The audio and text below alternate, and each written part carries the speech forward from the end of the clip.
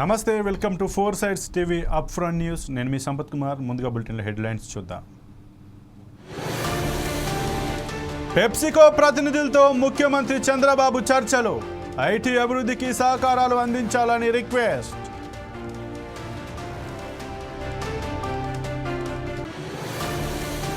తెలంగాణలో sun petrochemicals భారీ పెట్టుబడులు. ఒప్పందం కుదుర్చుకున్న తెలంగాణ సీఎం రేవంత్.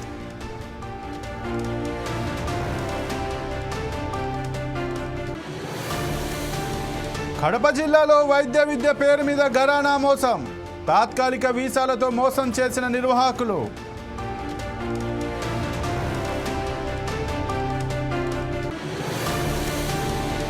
నరసరావుపేటలో కాంగ్రెస్ నాయకుల నిరసన. అమిత్ షా వ్యాఖ్యలకు నిరసనగా ర్యాలీ.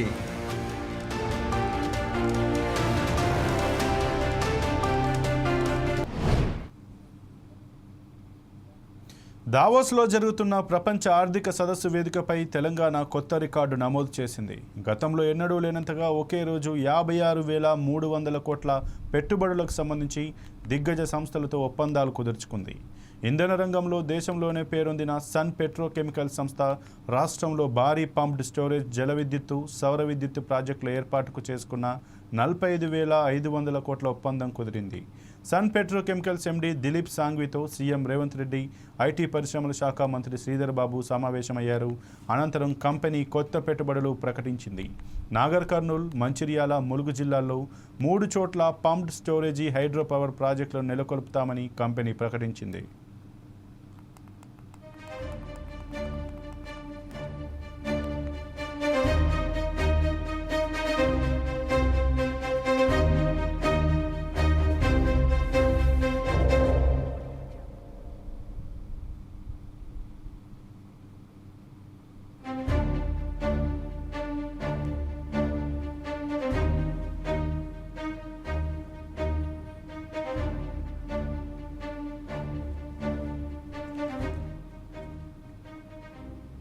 ముఖ్యమంత్రి చంద్రబాబు దావోస్లో 4వ రోజు పర్యటిస్తున్నారు. నిన్న Unilever, DP World Group, Petroleum, National Berhad, Google Cloud, PepsiCo, AstraZeneca సంస్థల అధిపతులతో సమావేశమయ్యారు. ప్రకృతి వ్యవసాయం, గ్రీన్ హైడ్రోజన్, పునరుత్పాదక విద్యుత్, అత్యాధునిక సాంకేతిక పరిజ్ఞానం, మౌలిక సదుపాయాల ప్రాజెక్టుల ఏర్పాటుకు రాష్ట్రం అనువైన ప్రాంతమని ప్రపంచ దేశాల పారిశ్రామికవేత్తలకు వివరించారు. పెట్రోకెమికల్ హబ్గా అవతరిస్తున్న మూలపేటలోనూ గ్లోబల్ కేపబిలిటీ సెంటర్ల ఏర్పాటు ద్వారా రాష్ట్రంలో పెట్టుబడుల ప్రతిపాదనలను పరిశీలించాలని మలేసియాకు చెందిన oil and natural gas company Petronas president Muhammad తౌఫిక్ను చంద్రబాబు కోరారు. ఆ సంస్థ green hydrogen, green ammonia, green molecules రంగాల్లో భారత్లో పెట్టుబడులు పెట్టే ప్రతిపాదనలను పరిశీలిస్తోంది. 2030 నాటికి ఏడాదికి 5 మిలియన్ టన్నుల గ్రీన్ అమ్మోనియా ఉత్పత్తి చేయాలని సంస్థ లక్ష్యంగా పెట్టుకుంది. ఇందులో భాగంగా కాకినాడలోని ప్లాంట్లో 13 నుంచి 15,000 కోట్ల పెట్టుబడుల ప్రతిపాదనలను పరిశీలిస్తోంది. అంతకుముందు చంద్రబాబు, లోకేష్ మైక్రోసాఫ్ట్ అధినేత బిల్ గేట్స్ను కలిశారు.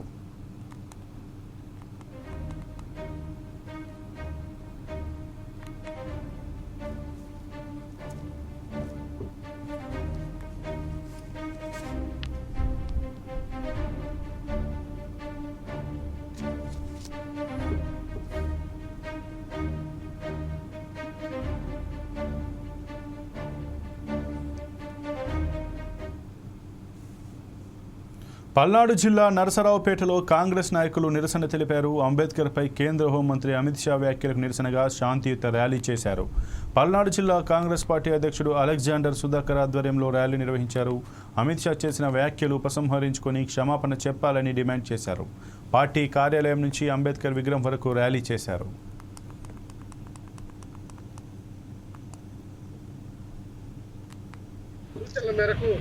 ఆంధ్రప్రదేశ్లోని అన్ని జిల్లా కేంద్రాల్లో ఈరోజు పాదయాత్ర కార్యక్రమానికి చెన్నారెడ్డి గారు పిలుపుకోవడం జరిగింది.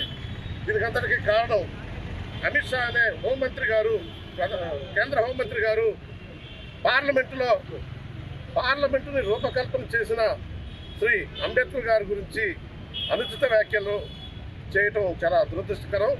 వారిని ఆ మాటలు వెనక్కి తీసుకోవాల్సిందిగా, అలాగే వారిని రాజీనామా చేయవలసిందిగా కోరుతూ దేశవ్యాప్తంగా అనేక కార్యక్రమాలను కాంగ్రెస్ పార్టీ చేపట్టడం జరిగింది. అందులో భాగంగా ఈ రోజున ఇక్కడ అంబేద్కర్ బొమ్మ వరకు పాదయాత్రగా డీసీసీ ఆఫీస్ నుంచి పల్నాడు జిల్లా కాంగ్రెస్ పార్టీ తరఫున కార్యక్రమాన్ని ఏర్పాటు చేయడం జరిగింది. ఈ కార్యక్రమంలో మాచర్ల నుంచి రామచంద్రారెడ్డి గారు, చిన్నగూరుపేట నుంచి రాధాకృష్ణ గారు, అలాగే మాచర్ల వినుకొండ నుంచి రామంజి గారు, గురజాల నుంచి యనమందరెడ్డి గారు, అలాగే చక్రపేట నుంచి చుక్కా చంద్రపాల్ గారు, వీళ్ళందరూ కూడా మా పార్టీ తరఫున అసెంబ్లీ నియోజకవర్గాల కోఆర్డినేటర్స్గా ఉన్నారు. పిసిసి అధ్యక్షురాలు ఏఐసిసి సూచనల మేరకు ఆంధ్రప్రదేశ్లోని అన్ని జిల్లా కేంద్రాల్లో ఈరోజు పాదయాత్ర కార్యక్రమానికి చెన్నారెడ్డి గారు పిలుపునివ్వడం జరిగింది. దీనికంతటికీ కారణం అమిత్ షా అనే హోంమంత్రి గారు, కేంద్ర హోంమంత్రి గారు పార్లమెంటుని రూపకల్పన చేసిన శ్రీ అంబేద్కర్ గారి గురించి అనుచిత వ్యాఖ్యలు చేయటం చాలా దురదృష్టకరం. వాహనదారులు హెల్మెట్ ధరించకపోవడం వల్లనే మరణిస్తున్నారని డీఎస్పీ జగదీష్ తెలిపారు. బైక్ డ్రైవింగ్ చేసేవారు తప్పనిసరిగా హెల్మెట్ ధరించాలని ప్రజల్లో అవగాహన కల్పించారు. పల్నాడు జిల్లా గురజాల నియోజకవర్గంలో డీఎస్పీ ఆధ్వర్యంలో రోడ్డు భద్రతా వారోత్సవాలు నిర్వహించారు. మద్యం సేవించి డ్రైవింగ్ చేయొద్దన్నారు. అలాగే లాక్డ్ హౌస్ మానిటరింగ్ సిస్టమ్ ఉపయోగించుకోవాలని సూచించారు. చోరీలు జరిగిన తర్వాత బాధపడే కంటే ఊరెళ్లే ముందు వారి గృహ వివరాలు పోలీస్ స్టేషన్లో తెలియజేయాలన్నారు. అలా చేస్తే సీసీ కెమెరాలు అమర్చి చోరీలు జరగకుండా ముందస్తు చర్యలు తీసుకుంటామని డీఎస్పీ వెల్లడించారు. చేయడం జరిగింది. ఈ జనవరి మంత్ అంతా కూడా ట్రాఫిక్ అవేర్నెస్ మంత్ కింద చేస్తూ ఉంటాము. దానిలో భాగంగానే ఈరోజు బైక్ ర్యాలీ చేశాము. బేసిక్గా హెల్మెట్ అవేర్నెస్ కోసం దీన్ని చేసాము మేము. ఎవ్రీ ఇయర్ మనం చూసుకుంటే ఇండియా మొత్తం మీద 150,000 మంది యాక్సిడెంట్స్ అయి చనిపోతున్నారు. అంటే ఒక్క కుటుంబంలో ఒకరు చనిపోతే 150,000 ఇంటూ 4 మంది అనాథలు అయిపోతారు. ఒక 5 లక్షల మందికి యాక్సిడెంట్స్ అవుతున్నాయి. అంటే చాలామంది కాళ్ళు పోయి చేతులు పోయి కూడా వాళ్ళ జీవన విధాన శైలిని తగ్గించుకుంటున్నారు. దాన్ని బట్టి మనం చూస్తుంటే కేవలం దీని అందరికీ కారణం హెల్మెట్ ధరించకపోవడం, సరైన ట్రాఫిక్ రూల్స్ ఫాలో అవ్వకపోవడం, లెఫ్ట్ ఇండికేటర్స్ రైట్ ఇండికేటర్స్ వేయకుండా ఓవర్ స్పీడ్ అయిపోయి డ్రంక్ అండ్ డ్రైవ్ చేసి, ఇవన్నీ మన చేతులు ఏవైతే కంట్రోల్లో ఉంటాయో వాటిని మనం ఫాలో అవ్వకపోవడం వల్లే ఈ యాక్సిడెంట్స్ అన్నీ అవుతున్నాయి. దానిలో భాగంగానే ప్రజలకి, ముఖ్యంగా గురజాల ప్రజలకి అవగాహన కల్పించాలని పల్నాడు ఎస్పీ శ్రీ కంచె Srinivas SP sir instruction basis మీద ఈరోజు మోటార్ వెహికల్ డిపార్ట్మెంట్తో మేము కోఆర్డినేట్ చేసుకొని ఈ బైక్ ర్యాలీ కండక్ట్ చేయడం జరిగింది. సో ప్రజలందరూ కూడా ఈ హెల్మెట్ని ధరిస్తారని, అలాగే డ్రంక్ అండ్ డ్రైవ్ తగ్గిస్తారని నెక్స్ట్ టైం నుంచి ఆర్డర్స్ వచ్చున్నాయి. ఆల్రెడీ అవేర్నెస్ కండక్ట్ చేస్తున్నాము. ఫైన్స్ ఏవైతే ఉన్నాయో అవి 3 times ఇంపోజ్ చేయమన్నారు ఎక్స్ట్రాగా. అదంతా కూడా March 1 నుంచి కూడా మేము ఇంపోజ్ చేస్తాము. ఎక్స్ట్రా ఫైన్స్ ఏవైతే వస్తాయి దాన్ని కూడా. సో ఇదంతా ఒక అవేర్నెస్ వీడియో లాగా అట్ ద సేమ్ టైం మీకు మార్పు వస్తుందని, ప్రజల్లో హెల్మెట్ ధరిస్తారని చెప్పి మేము ఆశిస్తున్నాం. Thank you. ఈరోజు బైక్ ర్యాలీ దాచేపల్లి పోలీస్ స్టేషన్లో చేయడం జరిగింది. ఈ జనవరి మంత్ అంతా కూడా ట్రాఫిక్ అవేర్నెస్ మంత్ కింద చేస్తూ ఉంటాము. దానిలో భాగంగానే ఈరోజు బైక్ ర్యాలీ చేశాము. బేసిక్గా హెల్మెట్ అవేర్నెస్ కోసం దీన్ని చేసాము మేము. ఎవ్రీ ఇయర్ మనం చూసుకుంటే ఇండియా మొత్తం మీద 150,000 మంది యాక్సిడెంట్స్ అయి చనిపోతున్నారు. అంటే ఒక్క కుటుంబంలో ఒకరు చనిపోతే 150,000. కడప జిల్లాలో ఘరానా మోసం వెలుగు చూసింది. జార్జియా దేశంలో ఉన్నత విద్య అంటూ రైల్వే కోడూరులో ఆల్ఫా ఎడ్యుకేర్ సంస్థ తమను మోసం చేసిందని బాధితులు ఆరోపించారు. 10 మంది వైద్య విద్యార్థుల నుంచి 15 నుంచి 20 లక్షల వరకు వసూలు చేసిందని ఆవేదన వ్యక్తం చేశారు. వీసా కూడా రెన్యువల్ కాలేదని విద్యార్థులు ఆందోళన వ్యక్తం చేస్తున్నారు. తక్షణమే విద్యార్థులకు న్యాయం చేయాలని తల్లిదండ్రులు కోరుతున్నారు. ఉన్నతమైనటువంటి విద్యను ఎంబీబీఎస్ చదవాలని ఒక సంకల్పంతో ఉన్నత విద్యను అభ్యసించి రాష్ట్రానికి మేలు జరగాలి, అలాగే సమాజంలో ఆంధ్ర రాష్ట్రంలో మంచి ఉద్యోగస్తులుగా వారు ఉండాలనే ఉన్నతమైనటువంటి సంకల్పంతో ఈ కొంతమంది విద్యార్థులు, ఒక 20 మంది విద్యార్థులు జార్జియా దేశానికి బయలుదేరి వెళ్ళడం జరిగింది. ఈ బయలుదేరి వెళ్లే ముందు వీరు ఒక కన్సల్టెన్సీని సంప్రదించారు. ఆ కన్సల్టెన్సీ పేరు ఆల్ఫా ఎడ్యుకేర్ ఫౌండేషన్ అనేది. ఈ ఆల్ఫా ఎడ్యుకేర్ ఫౌండేషన్కి యామాల అఖిల్, యామాల అంకయ్య, యామాల సుబ్బలక్ష్మి అనేవాళ్ళు చైర్మన్స్గా లేదా ఫౌండర్స్గా దానికి ఉన్నారు. వీళ్ళు బ్రోకర్లుగా వ్యవహరిస్తూ ఉన్నారు. వీరిని కన్సల్ట్ చేస్తూ మధ్యవర్తులుగా ఉన్నటువంటి వ్యక్తులు దుమ్ము మోహన్, దుమ్ము ప్రశాంత్ అనే వ్యక్తులు. వీరు ఉన్నతమైన విద్యను మేము చూపిస్తామని చెప్పి నమ్మబలికి ఒక్కొక్క తల్లిదండ్రుల దగ్గర 17 లక్షల నుంచి 20 లక్షల వరకు వీరు కలెక్ట్ చేశారు. తల్లిదండ్రులు 17 లక్షల నుంచి 20 లక్షల వరకు ఇచ్చి వారు వీసా రెన్యువల్స్, అలాగే అక్కడ ఎడ్యుకేషను, మరలా వారు ఇక్కడికి తిరిగి వచ్చి ఎడ్యుకేషన్ కంప్లీట్ అయ్యి తిరిగి వచ్చేంతవరకు మాదే బాధ్యత అని చెప్పి నమ్మబలికితే తల్లిదండ్రులందరూ కూడా వారు అప్పులు సప్పులు చేసి ఉండి లేక వారు చాలా ఇబ్బందులు పడుతూ, మన ఆంధ్రప్రదేశ్ పరిస్థితులన్నీ కూడా మీకు తెలిసిన విషయాలే. అయితే ఇబ్బందులు పడుతూ వారు తల్లిదండ్రులు అక్కడికి పంపించారు బిడ్డల్ని. పంపించిన తర్వాత అక్కడికి వెళ్ళిన తర్వాత వీరు అనుకున్నటువంటి కాలేజీలు కాదు, వీరు అనుకున్నటువంటి ఎడ్యుకేషను కాదు, వీరు వీసా రెన్యువల్స్ కూడా క్యాన్సిల్ చేసి పాస్పోర్ట్లు లాక్కొని వాళ్ళ చేతిలో పెట్టుకొని బిడ్డల్ని చాలా బెదిరింపులకు గురి చేయడం జరుగుతోంది. ఆ పరిస్థితిలో జార్జియా దేశంలో ఇబ్బంది పడుతున్నటువంటి విద్యార్థుల తల్లిదండ్రులు ఇక్కడ గత నెల రోజుల నుంచి కూడా ప్రెస్ మీట్లు పెట్టారు, అలాగే పోలీసులకి కంప్లైంట్ చేశారు, అలాగే రెవెన్యూ వారికి, కలెక్టర్ వారికి కంప్లైంట్ చేశారు, డిఐజీకి కంప్లైంట్ చేశారు, పవన్ కళ్యాణ్ గారికి, డీసీఎం గారికి కంప్లైంట్ చేశారు, అలాగే మన మంత్రివర్యులు లోకేష్ బాబు గారికి, సీఎం గారికి కూడా కంప్లైంట్ చేసి అలాగే పెద్దలందరి దృష్టికి తీసుకొని వెళ్ళినా సరే ఇప్పటి వరకు కూడా సరైనటువంటి న్యాయం జరగల. ఇప్పటి వరకు న్యాయం జరగకపోగా వారి మీద మేమేమి చర్యలు తీసుకోలేమండి, 420 కేసు పెట్టి మేము చేతులు దులిపేసుకుంటామని చెప్పి డైరెక్ట్గా సీఏ గారు మాట్లాడుతున్నారు. జార్జియా దేశంలో ఉన్నతమైనటువంటి విద్యను ఎంబీబీఎస్ చదవాలని ఒక సంకల్పంతో ఉన్నత విద్యను చదివిన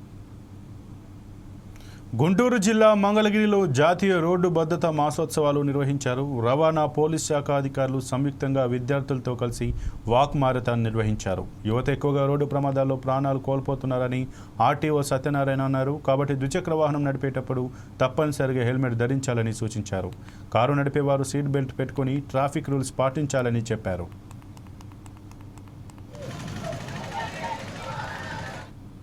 జాతీయ రహదారి భద్రతకు సంబంధించి మాసోత్సవాలు జరుగుతున్నాయి. దానిలో భాగంగా ప్రతిరోజు ఒక్కొక్క కార్యక్రమం జరపడం జరుగుతుంది. దీని మీద రోడ్ ట్రాన్స్పోర్ట్ అథారిటీ వారు అలాగే పోలీస్ డిపార్ట్మెంట్ కలిసి ఈరోజు మన ఈద్గా సెంటర్ నుండి ఇక్కడ ఈ సెంటర్ వరకు కూడా మారథాన్ కార్యక్రమం నిర్వహించడం జరిగింది. దీని యొక్క ఉద్దేశం ఏంటంటే అనవసరంగా కొన్ని సంఘటనలు ప్రమాదాల వలన అనేక మంది, వేలాది మంది ఊరికే వారి విలువైన ప్రాణాలు కోల్పోతున్నారు. ముఖ్యంగా డ్రంకన్ స్టేట్లో తాగి వాహనాలు నడపడం, అలాగే హెల్మెట్ లేకుండా వాహనాలు నడపడం, అలాగే సీట్ బెల్ట్ లేకుండా వాహనాలు నడపడం, లైసెన్స్ లేకుండా వాహనాలు నడపడం, వీటన్నిటి వలన కూడా అనేకమైన ప్రమాదాలు జరుగుతున్నాయి. కాబట్టి వాటిని ప్రజల్లో అవేర్నెస్ తీసుకురావాలని, వాళ్ళని ఎడ్యుకేట్ చేయాలనే ఉద్దేశంతో మన రోడ్ ట్రాన్స్పోర్ట్ అథారిటీ వారు, అదేవిధంగా మా పోలీస్ డిపార్ట్మెంట్ వారు, మా ఎస్పీ శ్రీ సతీష్ గారి ఆధ్వర్యంలో, అలాగే డీసీ గారు, డిప్యూటీ కమిషనర్ గారి ఆధ్వర్యంలో కలిసి ఈ కార్యక్రమాన్ని నిర్వహించడం జరిగింది. కాబట్టి ప్రజలందరూ కూడా వారు తగు జాగ్రత్తతో వాహనాలు నడపాలని, అలాగే అన్ని హెల్మెట్ లేకుండా వాహనం నడపరాదని, అదేవిధంగా తాగిన మైకంలో కూడా వాహనాలు నడపరాదని అన్ని జాగ్రత్తలు తీసుకుని వాహనాలు నడుపుతూ వాళ్ళ ప్రాణాలు కాపాడుకుంటారని ఆశిస్తున్నాం. Thank you. గుంటూరు జిల్లా మంగళగిరిలో మంత్రి లోకేష్ బర్త్డే సందర్భంగా లైవ్ మ్యూజిక్ ఏర్పాట్లు చేశారు. Mangalagiri Gautama Buddha road Miami cafe దగ్గర ఆహ్లాదకరమైన వాతావరణంలో fried of Mangalagiri live music ఏర్పాటు చేయనున్నారు. అలాగే మెగా బ్లడ్ డొనేషన్ క్యాంప్ నిర్వహించనున్నారు. రక్తదానం చేయండి, ప్రాణదాతలు కండి, ప్రజలకు అవగాహన కల్పించనున్నారు.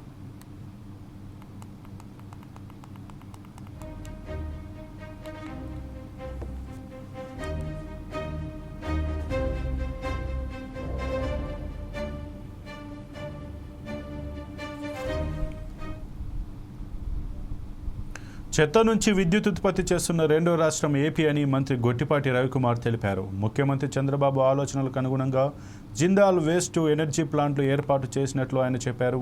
గుంటూరులోని జిందాల్ వేస్ట్ టు ఎనర్జీ ప్లాంట్ను మంత్రి సందర్శించారు. చెత్తను ప్రాసెసింగ్ చేసి విద్యుత్ ఉత్పత్తికి చేసే ప్రక్రియను అక్కడి అధికారులకు మంత్రి వివరించారు. Guntur Jindal waste to energy ప్లాంట్లో విజయవాడ, గుంటూరు పరిసర ప్రాంతాల్లోని 3 కార్పొరేషన్లు, 5 మున్సిపాలిటీల నుంచి చెత్తను సేకరించి శుభ్రం చేయడంతో పాటు గంటకు 15 మెగావాట్ల మేర విద్యుత్ ఉత్పత్తి జరుగుతోందని మంత్రి తెలిపారు. పర్యావరణ హితం కోసం ఇలాంటి ప్లాంట్లు మరిన్ని స్వచ్ఛాంధ్ర కార్యక్రమంలో భాగంగా రాష్ట్రానికి రావాలన్నారు.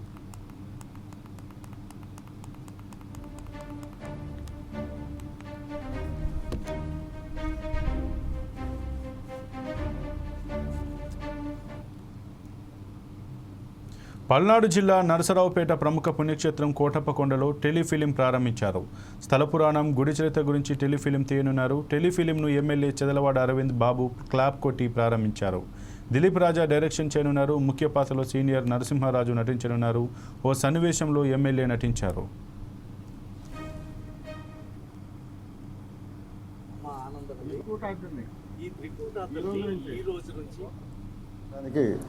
మన స్థానిక గౌరవ శాసనసభ్యులు డాక్టర్ చెదలవాడ అరవింద్ బాబు గారి నేతృత్వంలో మేము ఇక్కడికి రావటం జరిగింది. శివరాత్రి రోజున జాగారం అనేది అందరికీ తెలిసిందే. ఆ రోజున రాత్రికి దీంట్ని ఇక్కడ ఎల్ఈడి ద్వారా ప్రదర్శించాలనేది ఒక ఆలోచన.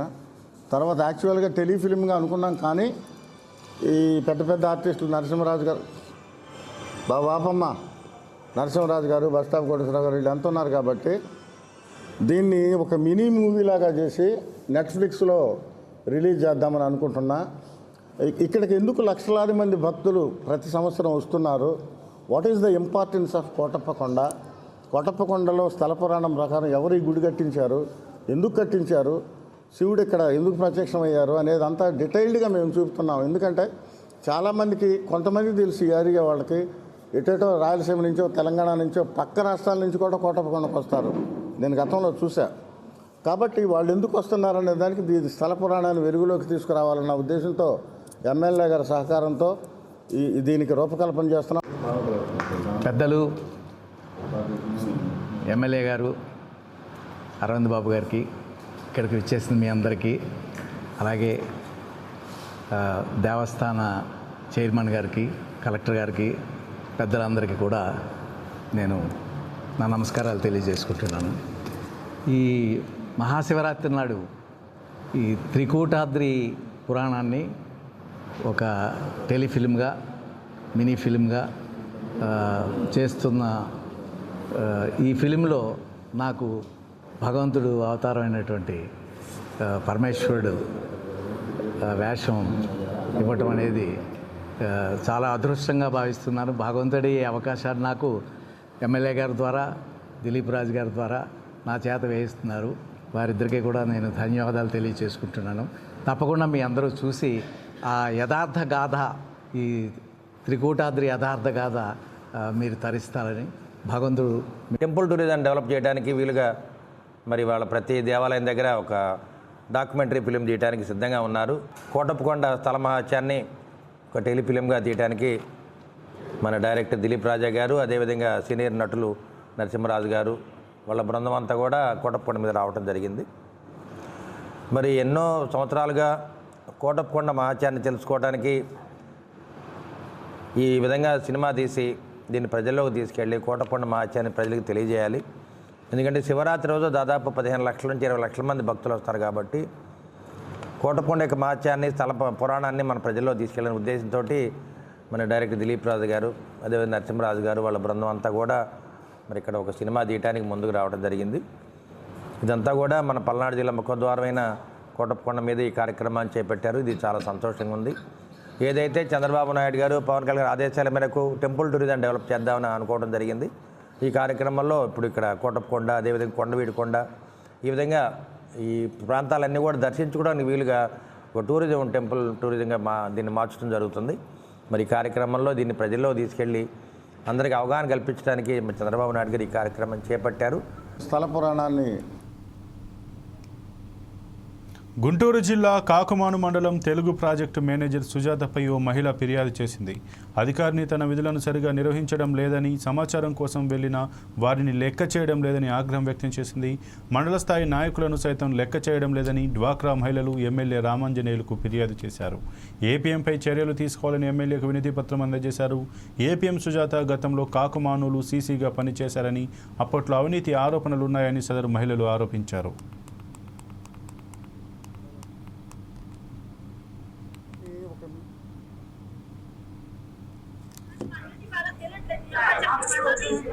మాత్రం పనికి రాదు సార్. అది 100% ఇక్కడ సీసీ ఇక్కడ సీసీగా ఏం చేసి వచ్చింది సార్ మన నాయకులు ఎన్నిసార్లు చెప్పాలా ఒకసారి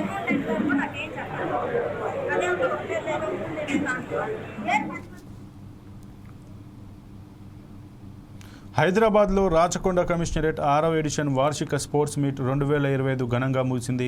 ముగింపు వేడుకలకు ముఖ్య అతిథిగా ఇంటెలిజెన్స్ డీజీపీ శ్రీ శివధర్ రెడ్డి హాజరయ్యారు.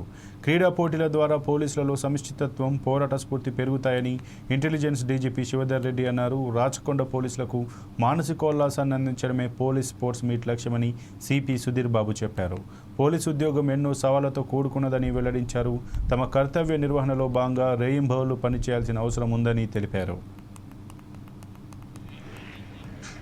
ఆటలకు చాలా మంచి సంబంధం ఉంది. చాలా మంది తెలియకపోవచ్చు. ఇప్పుడు 1956లో ఒలింపిక్స్లో భారతదేశం ఒకే ఒక్కసారి ఫుట్బాల్లో సెమీఫైనల్ చేరింది. ఇన్ఫాక్ట్ ఒలింపిక్స్ గేమ్స్లో ఫుట్బాల్ సెమీఫైనల్ చేరినటువంటి మొట్టమొదటి దేశం భారతదేశం 56లో. అది పెద్ద గొప్ప రాకపోవచ్చు కానీ ఆ 56లో ఆడినటువంటి ఫుట్బాల్ టీంలో, ఇండియన్ ఫుట్బాల్ టీంలో 5 హైదరాబాద్ వాళ్ళు ఉండేవాళ్ళు. అందులో 3 పోలీసు వాళ్ళు. అంతటి గొప్ప చరిత్ర ఉన్నటువంటి డిపార్ట్మెంట్ వాళ్ళు, పోలీస్ డిపార్ట్మెంట్, ముఖ్యంగా హైదరాబాద్ సిటీ పోలీస్. అందులో ఎస్ఐ రహీం అని చెప్పి ఆయన సినిమా కూడా వచ్చింది. ఎస్ఐ రహీం అని చెప్పి ఆయన కోచ్ ఉండేవాడు. జుల్ఫికార్ అంటూ ఆయన ఉండేవాడు. బల్రామ్ అంటే ఆయన ఉండేవాడు. తంగరాజ్ అంటే ఆయన గోల్ కీపర్ ఆయన ఉండేవాడు.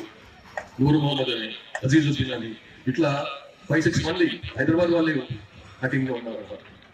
సో అట్లాంటి గడిచినట్టు అన్ఫార్చునేట్లీ స్లోగా అంతా దెబ్బతినిపోయింది స్పోర్ట్స్ కల్చర్ అది పోలీస్ డిపార్ట్మెంట్లో. అది ఏదైనా కారణం కావచ్చు, కానీ లాస్ట్ ముఖ్యంగా 35 ఇయర్స్లో బాగా అది తగ్గిపోయింది. ఆ స్పోర్ట్స్ కల్చర్ డెవలప్ చేయాల్సిన అవసరం ఉంది. మనం మీకు తెలిసి ఇంతకుముందే చెప్పినట్లు పొద్దున్న లేస్తే టెన్షన్తో ఉన్నటువంటి మనకు ఈ స్పోర్ట్స్ చాలా మంచి టెన్షన్ రిలీవర్గా పనికొస్తాయి. ఆ ఒత్తిడి నుంచి మనల్ని బయటపడేస్తాయి. అట్లీస్ట్ ఎవ్రీడే కూడా సాధ్యం కాదనుకోండి, బట్ అట్లీస్ట్ వీక్లీ 2-3 సార్లన్నా, ఒక 2-3 గంటలన్నా స్పోర్ట్స్ కేటాయిస్తే బాగుంటుంది. అది ముఖ్యంగా సాయంత్రం పూట టైం దొరికినప్పుడల్లా మనకి ఇవాళ పట్ల చాలా వేరే ఉద్యోగ పద్ధతులు చాలా పెరిగిపోతున్నాయి. మనం 10 కేసులని 10 నేరాలని నివారించిన ఎవరు పట్టించుకోరు. కానీ అనుకోకుండా ఒక నేరం జరిగితే అందరూ. మేడ్చల్ జిల్లా కుత్బుల్లాపూర్లో విషాదం నెలకొంది. గాజుల రామారం మహాదేవపురంలోని శివాలయం కొలంలో బాలుడు గల్లంతయ్యాడు. సమాచారం తెలుసుకున్న పోలీసులు ఘటనా స్థలానికి చేరుకుని మృతదేహాన్ని బయటికి తీశారు. బాలుడి వివరాలు తెలియకపోవడంతో కాలనీలోని సీసీ కెమెరాల ఆధారంగా పోలీసులు విచారణ చేపట్టారు. 3 బాలురు కలిసి నడుచుకుంటూ గల్లీలో తిరిగిన విజువల్స్ గుర్తించారు. 3 కలిసి ఈత కోసం వెళ్లారా, మృతి చెందిన బాలుడితో పాటు వెళ్లిన మరో 2 ఎవరు, ఎక్కడున్నారనే కోణంలో పోలీసులు విచారిస్తున్నారు. కేసు నమోదు చేసుకుని పోస్టుమార్టం నిమిత్తం మృతదేహాన్ని గాంధీ హాస్పిటల్కి తరలించినట్లు పోలీసులు తెలిపారు.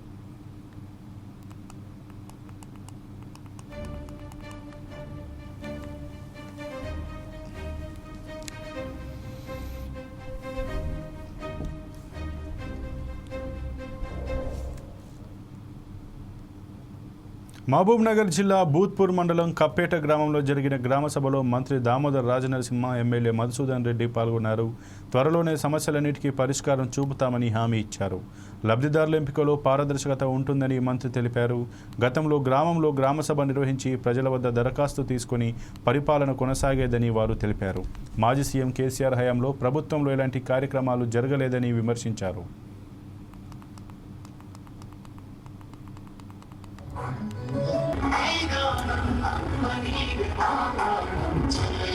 ప్రజాపాలన గ్రామ సభ కృతం ఈ నెల 26 జనవరి నుండి ఇందిరమ్మ ఆత్మీయ. నారాయణపేట జిల్లాలో మంత్రి దామోదర్ రాజనరసింహ పర్యటించారు. మక్తల్ నియోజకవర్గంలో పలు అభివృద్ధి కార్యక్రమాలకు హాజరయ్యారు. నియోజకవర్గంలో త్వరలో నర్సింగ్ కళాశాల మంజూరు అయ్యేలా చేస్తానని మంత్రి హామీ ఇచ్చారు.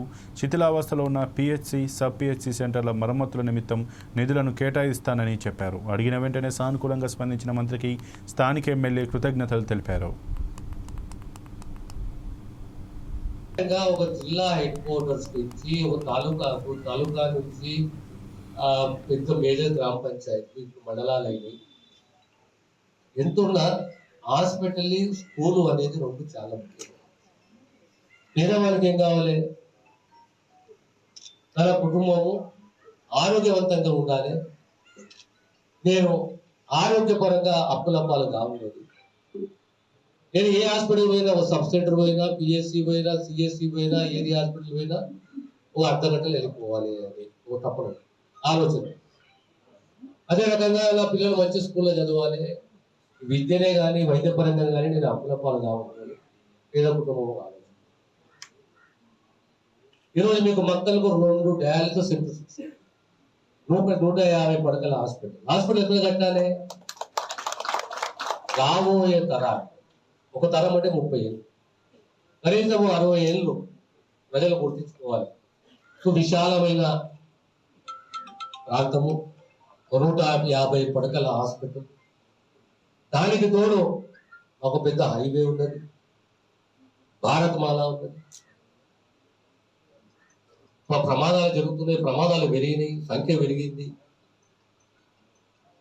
యాక్సిడెంట్లు అయితే కనీసం 15 నిమిషాలలో ఆ యాక్సిడెంట్ అయిన ప్రమాదం అయిన వ్యక్తిని హాస్పిటల్కు చేర్చారు. కనీసం 20 నిమిషాలలో చేర్చాలంటే అంబులెన్స్లు కావాలి. ఈరోజు మీ ప్రాంతానికి 5 అంబులెన్స్, మీ ప్రాంతానికి సుమారు ప్రత్యేకంగా హాస్పిటలే కాకుండా 5 కోట్ల రూపాయలతో ఒక ట్రామా సెంటర్. ట్రామా సెంటర్ అంటే ఏంటి? Emergency department. బాబునగర్ పోయే అవసరం లేదు, హైదరాబాద్ పోయే అవసరం లేదు, రాయచూరుకి వెళ్ళి కానీ మిగతా ప్రాంతాలకే కానీ ఇక్కడ 20 కిలోమీటర్లు 25 కిలోమీటర్ల ప్రమాదం చేస్తే భక్తుల్లో ఉన్న ట్రామా సెంటర్. ఇక ఇవి ఇప్పటివరకు బులెటిన్లో ఉన్న అప్డేట్స్. మరిన్ని అప్డేట్స్ కోసం చూస్తూనే ఉండండి 4 Sides TV.